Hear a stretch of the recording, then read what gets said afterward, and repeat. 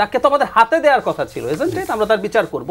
সে হুমকি দিচ্ছে, একটু ফান বলি, মানে উনি এত সব ফান করেন। ওই যে গ্রুপের সাথে বসেছে বললাম, ওখানে বসে উনি বলছেন সমন্বয়কদেরকে তো দেখে দেবেন।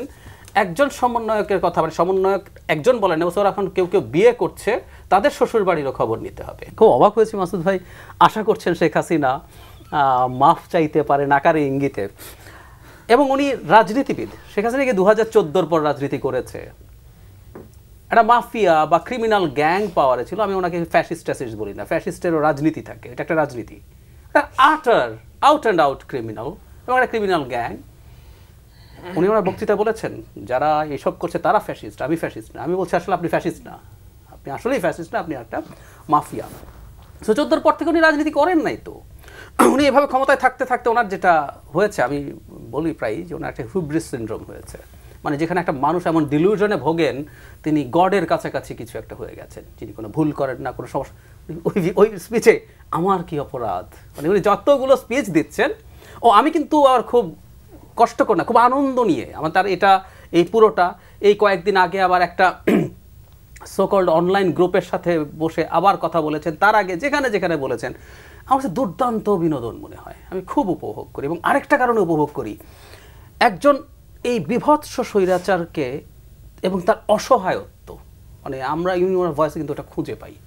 এটা এক ধরনের আদিম আনন্দ, আমাদের রক্তের মধ্যে কোথাও প্রতিশোধ পরায়ণতা আছে, এটার জন্য ফিজিক্যাল না, অন্তত শুনে যে আমি তাকে এই পরিস্থিতিতে দেখছি, যে মানুষটা আমাদের দেশকে, আমাদের দেশের ইনস্টিটিউটকে সব ধ্বংস করে দিয়ে গেছে, আজকে তিনি একটা তৃতীয় শ্রেণীর কিছু লোকজনের সাথে বসে একটা গ্রুপ কলে বসে কনভারসেশনে পার্টিসিপেট করেন, অত্যন্ত নোংরা ধরনের মানুষজন যাদের এই ধরনের পরিচিতি আছে। সো আমি খুব আনন্দ নিয়ে শুনি।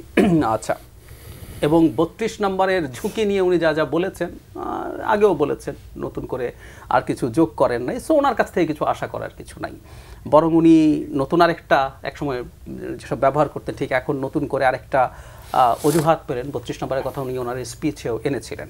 আচ্ছা, এখন আপনি যে প্রশ্নটা করেছেন সেই প্রশ্নটা একটু বলি। সেটা হলো, আমি এই ঘটনার অনেকগুলো ডাইমেনশন আছে এবং আমাদের লস হয়েছে ইমেজের, আমি খুব মনে করি না এই একটা জায়গায়। আমি কিন্তু অন্য ঘটনাগুলোকে ঠেকানো সরকারের উচিত। ধরুন 32 নম্বর, আমরা যদি ঠিকঠাক মতো এটাকে মার্কেটিং করতে পারি, সেল করতে পারি, এটা কিন্তু ব্যাপারটা এরকম কমিউনিকেশনের, সরকার যদি পারে। আমি বিদেশি মিডিয়াগুলোর যে কথা বললেন, ওগুলো কিন্তু প্রায় জায়গাতেই এসছে যে কিসের কনসিকুয়েন্সে এটা হয়েছে, প্রায় সব মিডিয়াতে আমি নিজেও দেখেছি।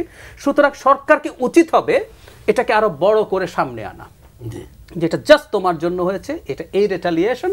একটা মানুষ চুপ থাকবে, তাকে তো আমাদের হাতে দেওয়ার কথা ছিল, এজেন্ট ইট? আমরা তার বিচার করব। সে হুমকি দিচ্ছে, একটু ফান বলি, মানে উনি এত সব ফান করেন। ওই যে গ্রুপের সাথে বসেছে বললাম, ওখানে বসে উনি বলছেন সমন্বয়কদেরকে তো দেখে দেবেন। একজন সমন্বয়কের কথা, মানে সমন্বয়ক একজন বলেন, এবছর এখন কেউ কেউ বিয়ে করছে, তাদের শ্বশুর বাড়িরও খবর নিতে হবে, মানে এসব বলছেন।